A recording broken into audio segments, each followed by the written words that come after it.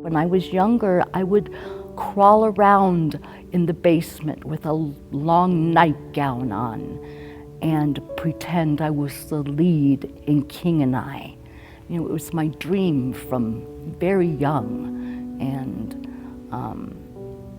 I was told that because of my disability, nobody would ever cast me. Luckily, I went to a school where the choir director fought with the Board of Education to bring theater into this school and expose us to theater.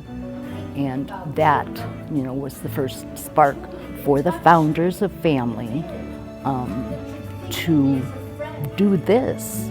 Of course, I was saddened to hear that your exams came off rather less well.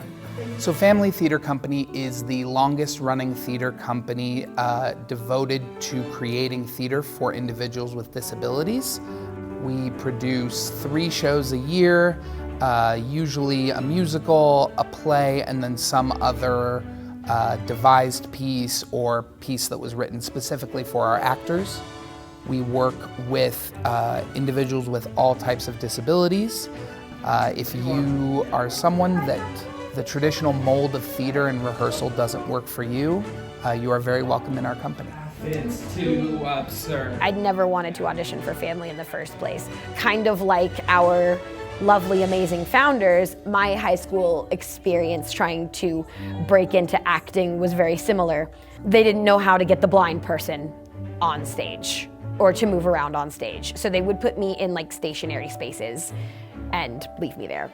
A lot of blindness spaces at that time in my 14-year-old teenage mind were, you know, adults just trying to stifle kids because of their disabilities and not allowing them to have real-world experiences. And I was afraid that Phamaly was gonna be like that.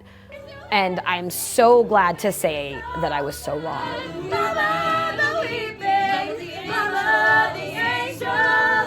I didn't realize what it would mean until I really became an adult to have this sort of space. I have post-traumatic stress disorder. I have chronic post-traumatic stress disorder.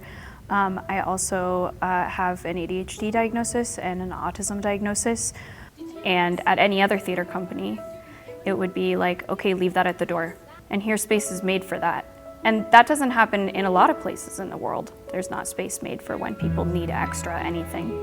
I'm grateful that I live in Denver and that this space exists.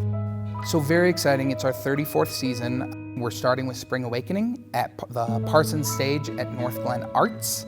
We are then going back home to the Denver Center for the Performing Arts, and we'll be presenting Midsummer Night's Dream, which will be our first ever fully produced Shakespeare.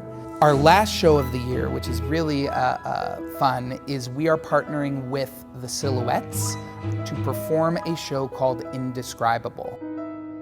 So Spring Awakening is one of the most exciting musicals I have ever read and seen and listened to. It tells the story of 2 teenagers in provincial Germany around 1890s or so that are very, very sheltered by their parents, specifically when it comes to adult topics such as sex, such as violence, things like that.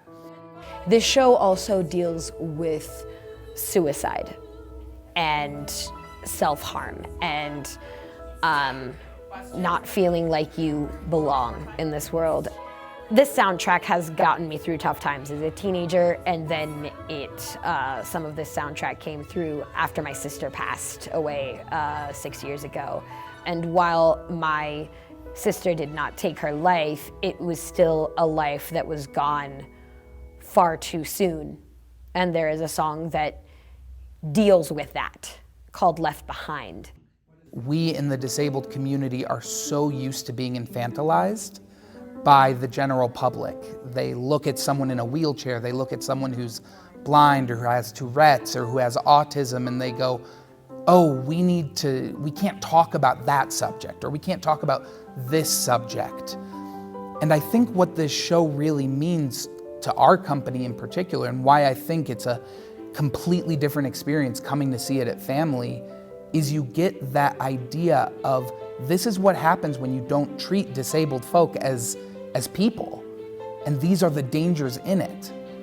When you actually get to come to Phamaly and perform roles, it's very special, and you realize what a privilege it is, because not many disabled actors, not many actors in general get to do some of the stuff that Phamaly does. People have said so many times when they see a Phamaly show that 10 minutes into the show, they forget that there's people with disabilities on that stage.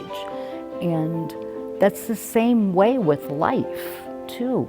You know, people, talk with me, they don't realize that I'm missing fingers. They don't realize that I'm missing legs. And that's what you want. You want people to just see a mother on the stage or a lawyer on the stage, and not a person with a disability on the stage. And I think that this theater company shows that despite what people's limitations are and despite what people have been through, there's still human capability to express and create. That is what people should come and expect from a Phamaly show, not woohoo a group of disabled actors doing the best they can. Like, this is serious art, and it demands and deserves to be taken seriously. And my junk is you. My junk is you. Stay elevated by subscribing to the city's YouTube page, and stay tuned to our social media channels for more content. Don't miss our new episodes of Elevating Denver, premiering each month. Thanks for watching, Denver.